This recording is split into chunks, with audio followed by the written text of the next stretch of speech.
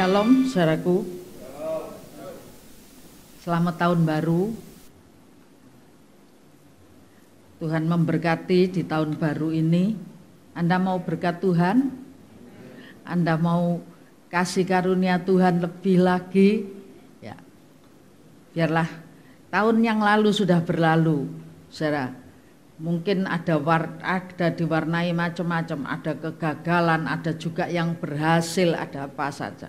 Tapi satu perkara yang kita tahu, di tahun yang kita hadapi ini, di tahun ini kita mau punya persepsi, mau punya perspektif yang baru lagi. Sehingga dengan perspektif yang baru, itu sikap dan perbuatan kita jadi berbeda dengan tahun yang lalu. Ya, nah, saudaraku, perspektif kita itu adalah ambang batas untuk menentukan sikap hidup yang nantinya berdampak pada berhasil atau tidaknya kita. Anda setuju itu? Perspektif kita itu adalah ambang batas yang menentukan sikap hidup. Dan sikap hidup inilah yang akan menentukan tingkat keberhasilan atau kegagalan kita semua. Ada orang zaman dulu, saudaraku ya, punya pepatah Cina zaman dahulu kala. Itu mengatakan, seorang ibu pesan kepada anaknya, "Nak, kamu kalau mau kaya, kalau kerja, jangan kena matahari." Punya 2 orang anak, ibu ini punya 2 orang anak. Pesannya kalau mau kaya, kalau kerja, jangan sampai kena matahari. Setelah anak-anak itu besar, ibunya sudah tidak ada, tidak kena ditanya lagi. 2 anak ini punya sikap yang berbeda. Anak yang pertama, saudaraku, dia pikir-pikir tidak boleh kena matahari, punya duit, lalu dia beli andong.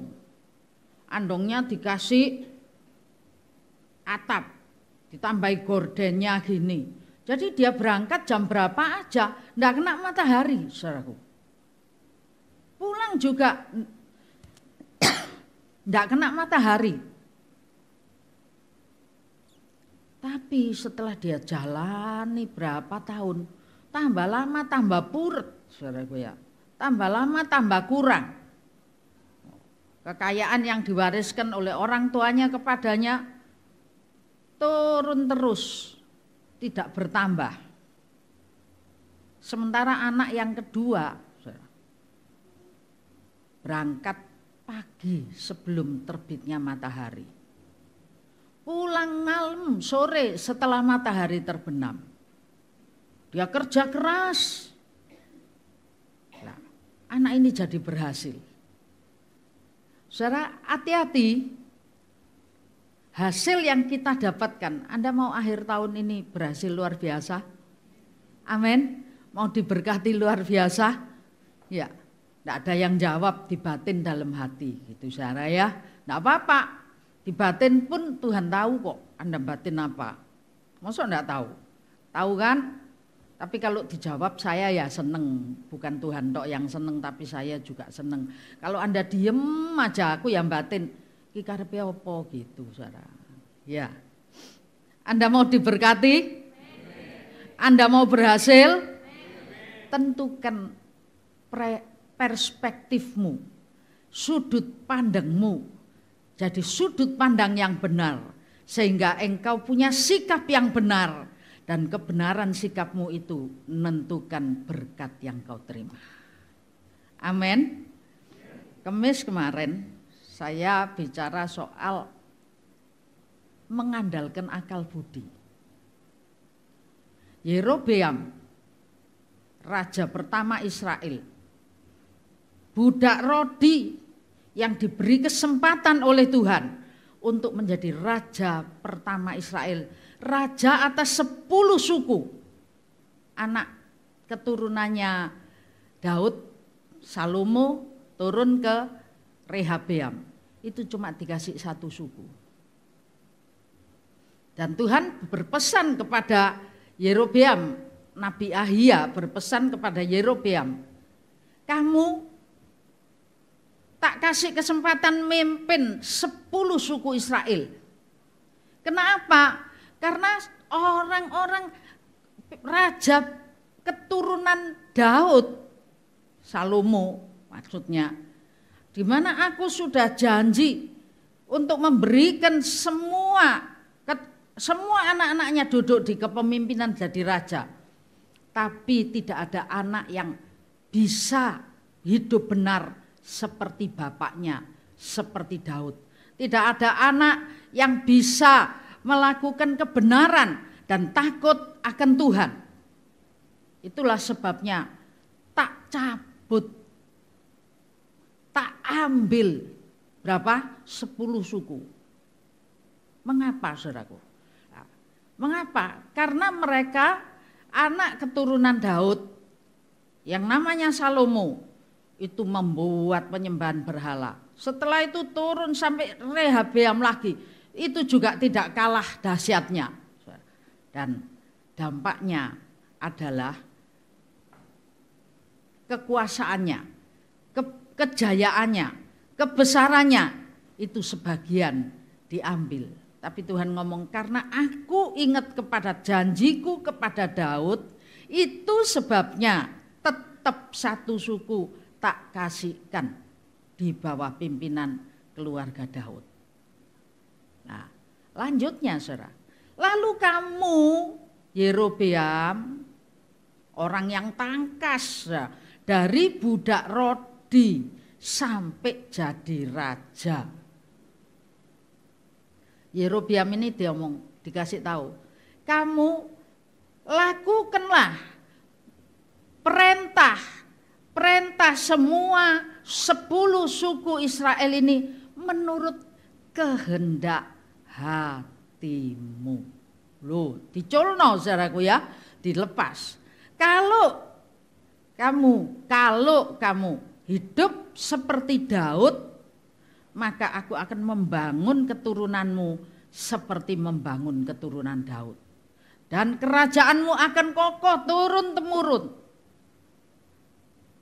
Dasar pinter. Memang orang pinter. Yerobeam ini orang tangkas, orang yang rajin. Itu sebabnya diangkat oleh Salomo menjadi orang pimpinan atau pengawas atas budak Rodi. Dan setelah itu dia memberontak dan bahkan dia lari ke Mesir sampai balik ketika Rehabeam itu, maka Yerobeam ini jadi raja. Saat dia sudah mulai jadi raja, sudah mulai berhasil, kerajaannya jadi kuat, 10 suku dari suku Israel itu dipegang oleh Yerobeam. Ketika sudah jadi kuat dan kokoh, maka Yerobeam mulai. Lalu berpikirlah Yerobeam dalam hatinya. Makanya saya tadi ngomong, Anda jawab dalam hati, Tuhan tahu. Gak ada ngomong Tuhan tahu. Kalau Anda embel gitu saudaraku ya enggak apa-apa ya, Tuhan ya tahu gitu loh ya. Tapi kalau Anda mengaminkan, Tuhan juga tahu. Dalam hatinya punya pikiran. Kalau orang-orang rakyatku 10 suku ini tak biarkan ibadah ke Yerusalem. Wah, bisa balik ke tuannya yang lama. Dia lupa yang ngangkat dia siapa. Dia lupa yang janji sama dia siapa. Bukan oleh kuat, bukan oleh gagah, bukan oleh ketangkasan dan kerajinannya. Memang ketangkasan dan kerajinan itu juga akan memberikan jadi faktor dukungan. Tapi faktor penentunya adalah janji Tuhan, kesempatan yang Tuhan berikan, dan anugerah yang luar biasa. Ini gerbang yang dialami. Hari ini kita akan bahas yang lain. Jadi awal tahun saya akan memberikan kepada Anda tip-tip yang perlu supaya di tahun 2023 ini Anda berhasil dan terberkati. Amin. Anda mau terberkati? Ya, jangan seperti Yerobeam. Akalnya, saudara, lebih dijalankan. Oh, kekuatannya lebih diandalkan. Itu sebabnya dia membangun 2 lembu emas. 2 lembu emas yang dibangun oleh Yerobeam beda dengan lembu emas yang dibangun pada zaman Musa. Zaman Musa, lembu emas yang dibangun adalah anak lembu emas. Dan orang-orang Israel ngomong, lihat Allahmu yang memimpin engkau jalan keluar dari Mesir menuju tanah Kanaan. Yang di Yerobeam bukan anak lembu emas, babon lembu. Wow, bukan main saudaraku ya. Nanti kapan-kapan kita akan bahas. Seneng loh bahas yang detail-detail ini. Tapi kalau Anda enggak suka ya saya enggak bisa ngomong saudara. Kan sesuai juga kebutuhan Anda gitu ya. Bukan anak lembu, babon lembu. Waktu zaman Musa 1, waktu zaman Yerobeam 2. Jadi ada pertumbuhan pesat tentang penyembahan berhala ini. Bukan main. Itu sebabnya kerajaan Yerobeam berakhir. Kekuasaannya dicabut dan dia mati terbunuh. Ambang batasnya, hati-hati saudaraku ya, ambang batasnya adalah pola pikir yang salah. Ambang batasnya pola pikir yang salah. Pola pikir apa? Perspektifnya, sudut pandangnya berbeda. Tadi kalau mau kaya jangan kena matahari kalau kerja. Oh, yang satu supaya enggak kena matahari di enak-enaknya udah pakai andong, sekarang mungkin pakai Mercy yang panjang, dia duduk di paling tengah enggak kena matahari gitu saudaraku ya, atau mobil-mobil bekas J20 yang panjang itu lalu duduk di tengah bener, digorden semua, enggak kena matahari. Ujung-ujungnya bangkrut. Habis. Nah, hari ini saya rindu mengajak Anda untuk melihat ambang batas itu. Karena tema kita tahun ini adalah 2 Korintus 10 ayat yang ke-5. Enggak usah dibaca. Ini tiap kali akan muncul ayat-ayat ini dengan segala bahasannya, saudaraku ya. Menundukkan semua pola pikir ini. Dan judulnya adalah bersikap bijak dan berkenan kepada Allah. Itulah yang menentukan hari depan kita. Amin. Punya hari depan yang baik. Nah, saya ajak Anda hari ini baca Ulangan pasal 1 ayat 19 sampai 25. Tolong Ibu dibantu dibacakan. Ulangan 1 ayat 19. Kemudian kita berangkat dari Horeb dan berjalan melalui segenap padang gurun yang besar dan dahsyat yang telah kamu lihat itu, ke arah pegunungan orang Amori seperti yang diperintahkan kepada kita oleh Tuhan Allah kita. Lalu kita sampai ke Kades Barnea. Terus sampai 25 Ibu. Ketika itu aku berkata kepadamu, kamu sudah sampai ke pegunungan orang Amori yang diberikan kepada kita oleh Tuhan Allah kita. Ketahuilah Tuhan Allahmu telah menyerahkan negeri itu kepadamu. Majulah, dudukilah seperti yang difirmankan kepadamu oleh Tuhan, Allah nenek moyangmu. Janganlah takut dan janganlah patah hati. Lalu kamu sekalian mendekati aku dan berkata, marilah kita menyuruh beberapa orang mendahului kita untuk menyelidiki negeri itu bagi kita dan membawa kabar kepada kita tentang jalan yang akan kita lalui dan tentang kota-kota yang akan kita datangi. Hal itu kupandang baik, jadi aku memilih daripadamu 12 orang dari tiap-tiap suku seorang. Mereka pergi dan berjalan ke arah pegunungan, lalu sampai ke lembah Eskol, kemudian menyelidiki negeri itu. Maka mereka mengambil buah-buahan negeri itu dan membawanya kepada kita. Pula mereka membawa kabar kepada kita demikian, negeri yang diberikan Tuhan Allah kita kepada kita itu baik. Amin. Saudara, ini cerita orang Israel sudah dalam perjalanan. Sampailah ke apa namanya? Kades Barnea. Ya, betul ya. Sampai ke Kades Barnea. Ini tapal batasnya. Tapal batas. Di Kades ini ada ini kadang Kades Barnea, kadang di Alkitab disebut sebagai Kades. Tulisannya Kadesi gitu, ada y-nya belakangnya. Kades gitu ya. Jadi Kades ini adalah tapal batas. Nah, yang orang Israel ketika sampai sana, Musa ngomong, sudah sekarang tinggal maju selangkah, maka engkau akan mendapatkan tanah yang dijanjikan Tuhan kepada nenek moyang kita, kepada kita, tanah yang luar biasa. Tuhan akan berikan kepada kita. Ayo, katanya Musa, maju. Ayo maju, jangan takut.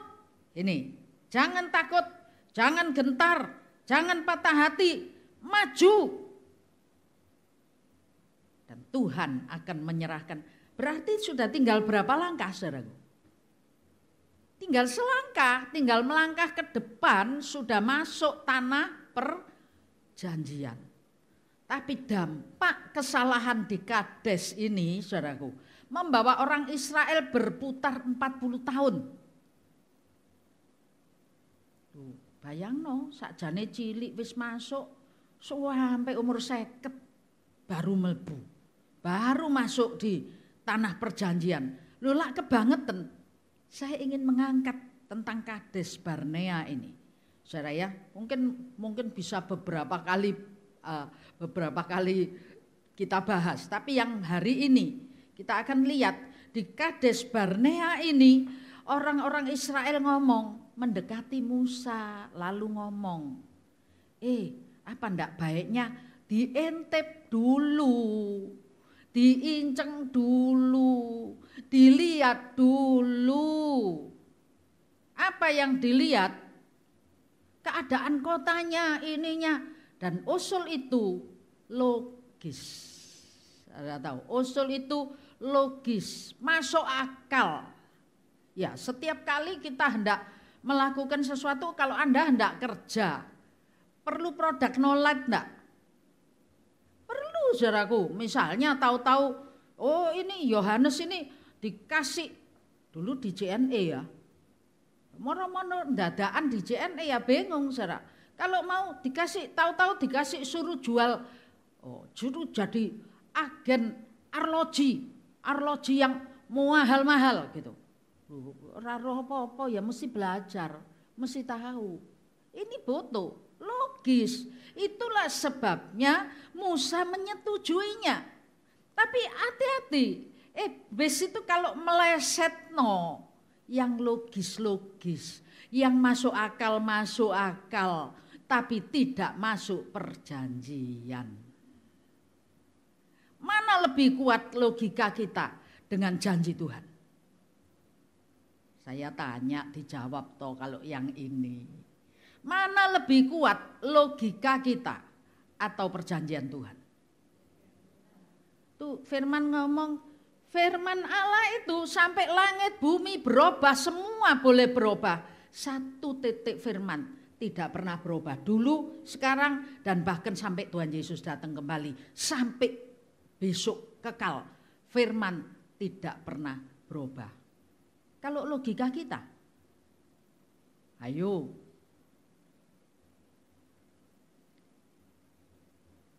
Apa sirup apa ini yang sekarang katanya buat sakit ginjal? Sirup apa saja yang buat sakit ginjal? Enggak boleh minum. Waduh, lo padahal dulu sirup-sirup ini bukan siropin, siropin manis, ditambahi es manis. Sirup obat maksudnya, termasuk di dalamnya apa itu? Yang buat anak kecil panas, yang apa? Itu mungkin Karina yang ngerti ya. Saya cuma denger-denger aja. Sekarang dilarang semua. Katanya penyebab anak kecil gagal ginjal. Logika manusia ini, hati-hati saya. Sebentar benar, sebentar salah. Mana lebih kuat antara logik dengan janji Tuhan? Kita harus tahu. Kita harus berpijak pada yang kuat. Karena kalau kita berpijak pada yang labil, kedudukan kita juga labil, tidak punya alas, tidak punya dasar apa-apa. Akhirnya gampang keplecu. Di Kades ini orang-orang Israel bilang kita perlu mengintai. Wow, Musa setuju. Dan setelah setuju, bukan orang sembarangan, nanti baca di bagian yang lain. Yang dipilih diwakili 12 suku, supaya semua itu sepakat, supaya semua itu kur, supaya semua itu sepaham bahwa ayo kita maju, sebab tanah yang diberikan Tuhan kepada kita itu sangat baik. Untuk itu dipilih pemimpin setiap suku. Apa salah yang milih? Bukan orang kerocokan, saudaraku, yang disuruh jalan. 10, 12 pengintai. Ya, yang terkenal cerita ini adalah 12 pengintai. 12 itu adalah 12 kepala suku. Orang paling topnya di suku-suku itu yang dipilih untuk mengintai. Dan ayat tadi kita baca, mereka pergi, mereka melihat sampai ke lembah Eskol. Sampai ke lembah Eskol. Di lembah Eskol itu wow, seneng semua di sana, sukacita. Anda pernah lihat gambarnya sekolah minggu, anggur kok ditandan gini, saudaraku ya. Anggurmu sepiro sih? Anggur di sini itu seberapa? Paling gede segini, saudaraku ya. Ada yang lebih gede dari ini. Ada yang panjang-panjang gini. Wareng itu sudah yang panjang-panjang ini. Loh, kalau dipekul, saya yakin bukan segini. Paling tidak anggurnya tuh segini-segini. Sampai orang 2 menggandar baru kuat. Tidak bisa Anda beli anggur, diwadahi foam kecil, dipak gini. Wis tutuk ama dimplok diluntet. Habis. Anggurnya sana, saudaraku. Wow, kalau digandar, saya yakin minimal sak jeruk-jeruk gitu. Kira-kira gambaran saya, saudara. Nah, baik. Dan ayat 25 dikatakan mereka mengambil buah-buah itu dan membawa pulang kepada Musa. Dan mereka bilang, wow, tanah yang Tuhan berikan, janjikan untuk berikan kepada kita, itu tanah yang sungguh sangat baik. Tuhan kalau memberi kepada umatnya, Tuhan kalau memberi kepada anaknya, itu yang terbaik. Ibu-ibu, bapak-bapak di tempat ini, kalau engkau beli anggur, ini pumpung cerita anggur segini, ono sing bosok kan? Ada yang bosok enggak dari yang segini, rada-rada benjut. Oh, terus gini, putus ini yang benjut. Ya. Terus anak-anak sini, ini yang bosok. Gitu. Saya yakin tidak. Kalau manusia bisa bertindak seperti ini, Anda harus tahu, tahun 2023 memang tahun sulit, bukan tidak. Tahun yang sangat sukar, karena hari Tuhan sudah semakin mendekat. Ini Anda bayangkan, tadi pagi saya lihat di televisi judulnya, belum dengar, tapi judul itu sering mengecoh, saudaraku. Berani-beraninya sama Indonesia, katanya gitu. Itu di judul. Jokowi akan maju membawa WTA dan Persatuan Eropa untuk masuk ke Mahkamah Internasional. Aku lihat itu, saudara, ya menang deh Mahkamah Internasional. Menang enggak kira-kira? Tahu kita di WTO aja dianggap, diperkirakan menang, ternyata dikalahkan. Punyanya sendiri, tidak boleh diekspor, peraturannya sendiri, tapi ya disalahno. Kalau itu goal, Indonesia jadi kaya raya luar biasa. Memang Tuhan kasih ke Indonesia ini, saudaraku, lebih daripada yang lain. Amin. Tuhan kasih ke kita ini loh, anak-anak Tuhan yang hidup di Indonesia ini. Kayak di lembah Eskol. Amin. Wow, anggurnya sak gini-gini. Tepuk tangan buat Tuhan. Tuhan itu baik. Anda punya iman, Tuhan baik. 2023 boleh sukar. Tapi bersama dengan Tuhan, justru yang sukar itu, kesukaran itu akan kita libas semuanya. Ayat pertama yang dibaca dari mana Ulangan 1 tadi, ayat 19-nya. Berjalan melalui segenap padang gurun. Apa terusannya? Yang besar dan dahsyat. Kalau Anda lewat jalan besar dan dahsyat, seneng, rame. Saya di Bali dulu zamannya jam 7 malam, trip. Terus garengpung nih ngek gitu. Sekarang kalau lihat di Bali, jalannya besar dan dahsyat. Seneng ya? Seneng. Tapi suami saya tadi pagi, aku seminar katanya gini. Lo mau pakai mobil? Kan biasanya pakai mobil. Di mana seminar? Basuki Rahmat katanya. Oh iya. Pakai mobil, saya bilang. Enggak, pakai sepeda motor aja. Saya gini, embong ngelak gede, Sir. Lu di embong gede gitu, gak awang-awangen tas sepeda motoran, saya bilang gitu. Umur 70 lebih loh, saudaraku ya. Gak awang-awangen, bukan pitulas, diwali gitu loh. Ya. Oh enggak, katanya gitu deket ya. Nek aku ya awang-awangen, saudara. Nah, ini bukan jalan raya, tapi hutan belantara, padang gurun, dahsyat.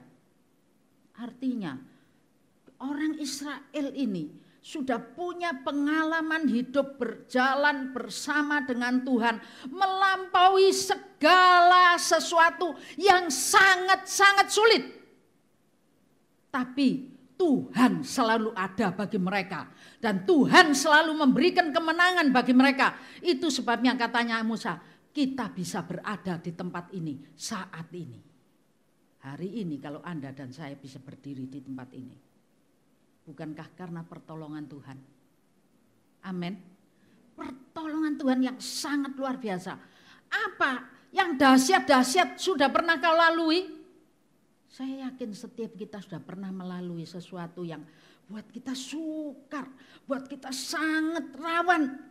Tapi Musa mengingatkan dari ayat yang ke-19, sudah kau lalui, engkau sudah ditolong Tuhan, engkau sudah disertai Tuhan dengan luar biasa. Itu sebabnya saat ini bisa berdiri di Kades. Kades ini perbatasan. Hari ini kita juga sedang ada di Kades. Perbatasan menuju tahun 2023. Apa yang hendak kau capai di tahun 2023? Mau ngintip? Sudah ngintip kan? Peramal ngomong apa semua? Sudah ngintip kan? Sudah diintip tiap hari, liwat aja ada suara dari, enggak tahu dari YouTube, enggak tahu dari televisi, enggak tahu dari apa. Sudah diintip-intip. Bahkan bukan cuma diintip yang jelek, baiknya juga kau intip kan? Jokowi ngomong, jok rame-rame. Ketika di musyawarahnya seminarnya 100 ekonom Indonesia, Jokowi hadir sebagai pembicara. Salah satu kalimat, ojo rame-rame, kita nemu tambang emas besar, lebih besar dari Freeport. Wow, saya gini, wow, bagus, Indonesia makmur. Tapi jok rame-rame katanya Jokowi. Nanti Amerika tahu, kepingin kita dijajah. Artinya ada bagus, ada enggak. Sama ketika mereka sampai di lembah Eskol, mereka melihat, seneng. Setelah mereka seneng semua, saudara, apa yang terjadi? Apa yang terjadi? Bahwa mereka bawa pulang oleh-oleh. Ya pancene lek orang pergi iku sing dinteni ya oleh-oleh, saudara. Jangan kalau pergi pulang tangan kosong. Ini oleh-oleh dan oleh-oleh yang luar biasa. Luar biasa oleh-olehnya. Tapi juga tambahan oleh-oleh. 2 orang dari 10, 12 orang membawa berita bagus. 10 yang lain bilang apa? Saya enggak ajak baca ya. Wow, itu orangnya orang enak, gede, mateng. Kita jadi kayak belalang loh segini, saudara. Lu kok ya cik nemene ya? Mengecilkan diri sendiri itu keterlaluan dan membesarkan masalah jadi lebih besar daripada realita yang ada. Orang gini maju enggak? Saya akan bahas ini nanti berturut ya. Tapi supaya Anda jelas, nanti kalau saya ambil cepat-cepat Anda tidak akan jelas. Ya, satu, kita seperti belalang di hadapan pemandangan mereka. Mereka bangunannya, bentengnya menjulang sampai ke langit. Sapiro zaman bangunan dulu. Yang menjulang ke langit itu Menara Babel. Menara Babel ambruk sah. Artinya enggak ada yang setinggi langit. Membesarkan masalah. Lukas katakan mata adalah pelita tubuh. Jika matamu terang, teranglah seluruh tubuhmu. Amin. Ayo ucapkan sih, matanya terang enggak kira-kira? Tutup buka, terang enggak? Jika matamu terang, terang seluruh tubuhmu. Orang Israel terang matanya. Ngelihat terang, tapi terang setengah enggak terang. Saya masuk sedikit ke perspektif ini ya, sudut pandang. Ya. Saudaraku, di pelajaran perspektif ada tiga teori. Ada tiga kelompok pelajaran perspektif. Apa itu? Mata burung. Perspektif mata burung. Anda pernah lihat? Pernah tahu? Sekarang itu jadi drone. Wow, kalau drone Anda yang nggak lihat depan-depan, drone diunggahno, langsung coba buka di YouTube. Drone itu, Lapindo. Wah, ada pulau baru. Wah, ada apa? Kalau Anda dari gini, ya ora ketok apa-apa. Apalagi kalau ketutupan Anda duduk di depot, terus lihat Lapindo, ya ketok temboknya depot. Itu dari mata burung. Nanti saya enggak menjelaskan yang itu dulu. Salah satu, itu satu. Yang kedua adalah perspektif mata manusia. Artinya Anda melihat wajar-wajar. Ini tak lihat loh. Kalau Anda mau gambar hasil gambar yang dihasilkan dengan perspektif mata manusia, wajar. Wajar-wajar. Artinya lawang atau pintu ya segitu. Ini mimbar kalau ditarik ke sana jadinya ya segini, kira-kira bisa proporsional. Halo, ada yang masih ingat sama pelajaran ini? Pelajaran perspektif proporsional karena mata manusia. Ya kita tarik, kita sket mata manusia. Tapi yang saya bahas yang hari ini, nanti kapan kita bahas yang lain ya, yang drone itu ya. Yang hari ini saya ajak Anda bahas adalah mata kata. Mata kodok. Artinya kalau mau gambar suruh dodok gini saudaraku. Kalau bisa makin bawah makin bagus, makin bawah makin bagus, jongkok makin bawah makin bagus, mata makin di bawah. Bahkan ada yang ngasih istilah mata cacing, jarang ini tapi ada tulisan mata cacing. Perspektif mata cacing ada di mana? Di bawahnya. Nah, kalau kita mata kata itu kan masih jongkok di bendanya. Kalau mata cacing itu di bawah benda. Nah, saya ingin jelaskan kepada Anda. Hasil daripada gambar perspektif. Perspektif itu sudut pandang, betul ya? Sudut pandang. Maka apa yang digambarkan oleh perspektif mata cacing atau mata kata ini hasilnya ndak real. Menghasilkan gambar-gambar yang aneh, tidak proporsional, dan lebih besar dari yang sebenarnya. Gambar teras, dua doa. Terasnya kelihatan panjang besar gitu saudaraku ya. Gambar terasnya, foto aja dari bawah kayak drone gitu. Hasilnya terasnya kayak menjulang gitu. Besar. Dan saudara, inilah ilusi. Saya pernah bahas di khotbah tentang ilusi. Punya ilusi. Orang Israel ketika masuk ke lembah Eskol gitu ya. Dia lihat wajar ketika lihat ini, wow. Ketika lihat buah anggur, wow, ketika lihat pisang, wow, ketika lihat ini, wow. Tapi ketika lihat orang, saya yakin tidak segede perbandingan belalang dengan manusia. Ceklen lah belalang sak menit tok. Mbok tegep sama jarimu gini kenek. Belalang paling gede itu merocot keluar paling titik. Lah mosok perbandingannya segini. Tidak sebanding. Artinya kalau kita make mata cacing, kalau kita make mata kata atau mata yang ada di bawah, siapa yang ada di bawah? Wahyu 12 ngomong, dilempar iblis itu ke tempat yang paling bawah. Kalau engkau pakai kacamatanya setan,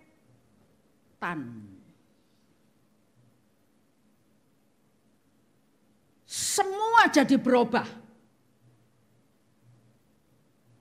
Ndak logik, tapi bukan ndak logik yang baik. Ndak logik yang menakutkan dan mengerikan. Kalau Anda dengar berita 2023 begini, lalu Anda pakai kacamata setan gitu ya. Mata kalau terang, teranglah seluruh tubuhmu. Tapi kalau kacamata itu dikacamatai dengan kacamata setan, buah larangan itu loh elek. Elek kan? Apa elek? Benari. Adam Hawa liwat. Ketok ini loh buah larangan. Kalau tahu tak cantoli buah di sini satu. Ini bunga, ini buah larangan. Tiap hari Adam Hawa ketok. Tidak menarik. Betul? Tapi semenjak ada pembicaraan dengan ular tua, buah larangan itu jadi sangat menarik.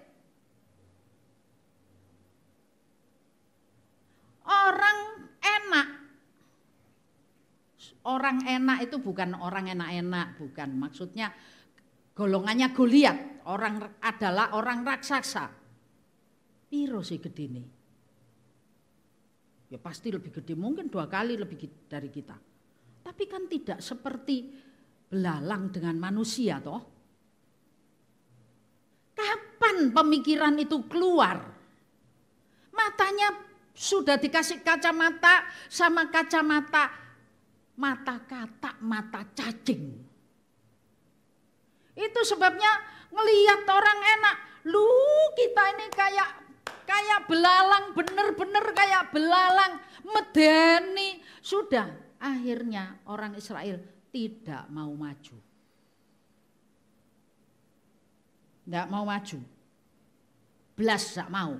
Ini kalau Anda baca, nanti kita lihat tentang Kades ya. Kades ini adalah tempat, minggu depan aja deh yang itu.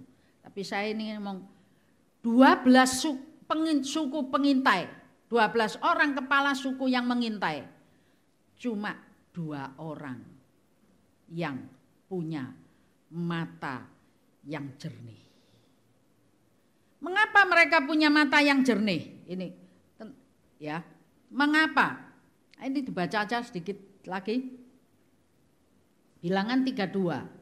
Ini tentang Kades Barnea, tentang Kades. Sedikit aja kita baca ini, lalu kita masuk ke Bilangan 13. Atau Bilangan 13 saja deh, biar cepet ya. Bilangan 13. Ayat 30.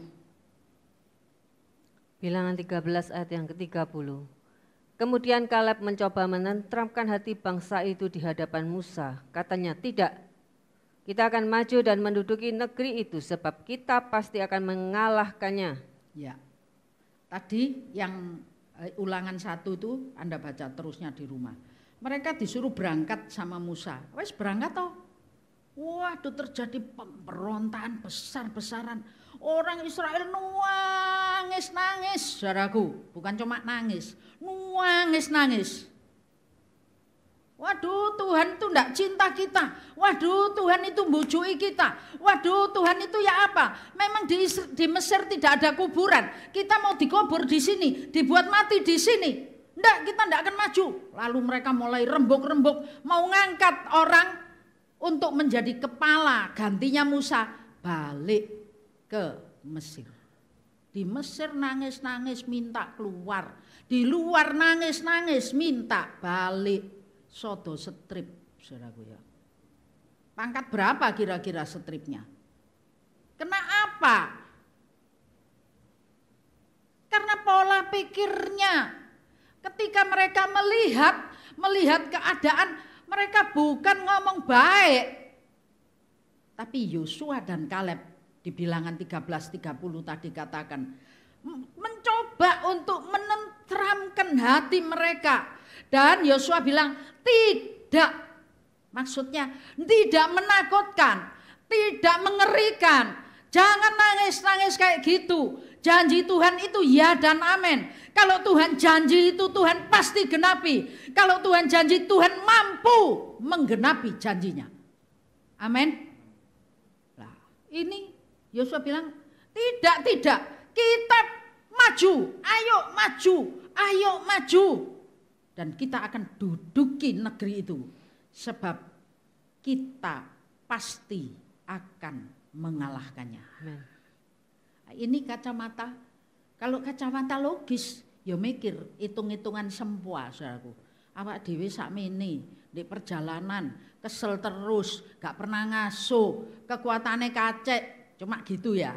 Ndak sampai kayak belalang sama manusia, enggak, tapi memang diperhitungkan secara perhitungan kacamata manusia.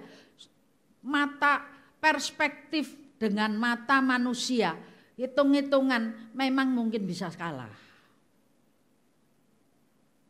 Tapi karena pakai perspektif mata burung yang melampaui batas akal akal. Tahu ya? Kalau Anda di sini gambaran ini semua enggak bisa, saudara. Tapi karena kalau Anda pakai mata burung, burung yang sedang terbang yang di atas. Kalau kita pakai mata yang maha tinggi, maka yang maha tinggi itu melihat di bawah, semua kecil, tidak ada masalah yang tidak bisa diselesaikan. Amin. Tidak ada yang tidak bisa diselesaikan. Semua bisa diselesaikan dengan baik. Makanya Yosua ini dan Kaleb ini bilang, oh enggak bakal apa-apa. Ayo kita maju. Dan pasti Tuhan menggenapkan janjinya. Fatsal 14. Ayo. Ayat 6 sampai 9. Bilangan 14 ayat 6 sampai dengan 9. Tetapi Yosua bin Nun dan Kaleb bin Yefune yang termasuk orang-orang yang telah mengintai negeri itu mengoyakkan pakaiannya dan berkata kepada segenap umat Israel, negeri yang kami lalui untuk diintai itu adalah luar biasa baiknya. Luar biasa baiknya. 2023 akan diisi oleh Tuhan dengan segala sesuatu yang luar biasa baiknya. Amin. Ayo diucap. Iman, kita imani sudah, perkatakan itu 2023 akan diisi oleh Tuhan dengan segala sesuatu yang luar biasa baiknya. Ayo jempolmu di mana? Ayo kita ngomong bareng. Mau enggak lu? Enggak mau enggak apa-apa katanya Tuhan. Karep-karepe gitu, batin enggak apa-apa katanya Tuhan. Wong tak cepai yang baik. Orang Israel ini matek kabeh, Saudara. Enggak kuman kecuali Kaleb dan Yosua. Anda mau jadi Kaleb dan Yosua? Amin. Amin. Ayo. Tahun 2023 Tuhan sediakan segala sesuatu yang terbaik buat kita. Ayo ucapkan 3 kali ya. 1, 2, 3. Tahun 2023 Tuhan sediakan yang terbaik bagi kita. Tahun 2023 Tuhan sediakan yang terbaik bagi kita. Ayo sekali lagi yang giat, bukan terbaik, yang luar biasa baiknya. Amin. Ayo, 1, 2, 3. Tahun 2023 Tuhan sediakan yang luar biasa baiknya bagi kita. Ayo. Yang luar biasa baiknya bagi kita. Yang luar biasa baiknya bagi kita. Terus Bu lanjut, tinggal 2 ayat lagi, 3 ayat. Jika Tuhan berkenan kepada kita, maka Ia akan membawa kita masuk ke negeri itu dan akan memberikannya kepada kita, suatu negeri yang berlimpah-limpah susu dan madunya. Hanya janganlah memberontak kepada Tuhan dan janganlah takut kepada bangsa negeri itu, sebab mereka akan telan habis, yang melindungi mereka sudah meninggalkan mereka. Sedang Tuhan menyertai kita, janganlah takut kepada mereka. Lalu segenap umat itu mengancam hendak melontari kedua orang itu dengan batu. Cukup. Tetapi tampaklah kemuliaan Cukup, Tuhan. Ya, sampai itu. Ngotot toh. Padahal ini Yosua dan Kaleb, Yosua dan Kaleb ini ngomongnya, wes ojo, pokoknya ojo berontak. Jangan berontak. Ojo takut sama mereka. Jangan takut pada bangsa di negeri itu. Sebab mereka, loh, memang dibalik kan. Kalau belalang ditelan manusia, masuk akal. Iya kan? Yang belalang siapa jadi? Sate belalang ada loh sekarang, saudaraku. Ada. Jadi Yosua bilang, yang belalang bukan kita, yang belalang itu mereka. Mereka akan kita telan habis kalau bersama dengan Tuhan. Semua yang besar-besar, masalah yang besar-besar, penghalang yang besar-besar akan kita telan habis bersama dengan kekuatan Tuhan. Amin. Kita bangkit berdiri.